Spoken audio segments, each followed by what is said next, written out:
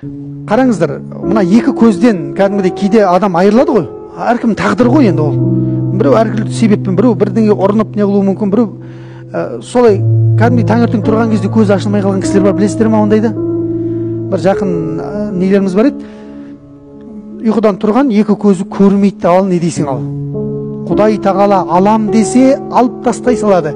Ең ұлы нығмет көз иманнан кейін берілген. Алла пайғамбар сам хадисінде, құдси хадистерде келеді ғой. Егер де мен пендемнің ең жақсы көретін нәрсесін алып тастасам дейді, алсам дейді. Және ол оған сабыр сақтайтын болса, үндем аузынан андай әңгіме шықпайтын болса, неге мен көре алмаймын туған жерде, неге мен, неге дейтін болса дейді, ол жәннаттан айырылып қалады дейді.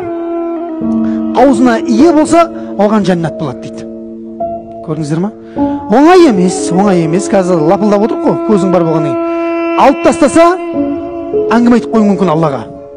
Көрдіңіз ба? Мынау бейшара су ғой, мынау тұрған. Алла тағала сендердің суларыңды ағызып, қорғатып тастаса, кім әкеп бере алады дейді ғой. Біреу бар ма көз әкеп бере алатын? Біреудің көзі біреуге көз болмайды.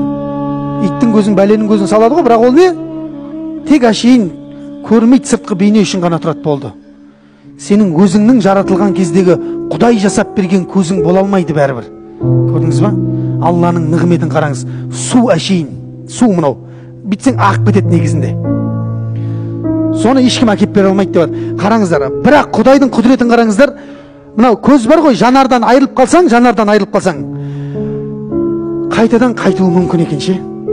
Тарихта көп оқиғалар бар.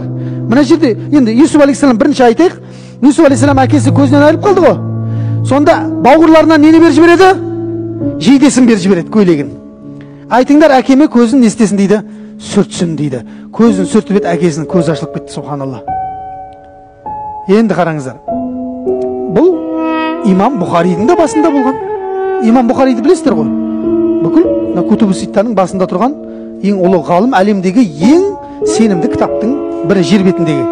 Имам Бұхари 10 жасында немесе 12 жасында екі көзден айырылып қалған имам Бұхари. Сонда шешесі Байғұс тахажүттің ешқайсысында қалдырмай жылай берген баласының ілімге деген махаббатын көріп тұр ғой анасы. Көрдіңіз ба? Алла тағала анасының түсіне Исмаил мен Ибрахим пайғамбар жіберген дейді. Екеуі или біреу ұмытып қалып тұрмын, қазір есімнен шығып тұр, есімнен. Исмаил алейхиссаламды немесе Ибрахим алейхиссалам екеуін біреуін жібереді, немесе екеуін жібереді.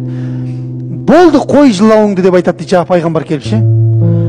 Таңертең балаңның көзі көреді деп айтады дейді. Азанда шешесі, ұйықтайсың ба анадан кейін? Ұйықтамайсың ғой сен. Тахажүттен кейін ұйықтамай, таң намазы, баласы таң намазда тұрған кезде өзі дәрет алып отыр дейді имам Бұхари барып, субханалла. Көрдіңіз ба? Имам Бұхаридің Алла көз жанарын естеп берген, қайтарып берген екен.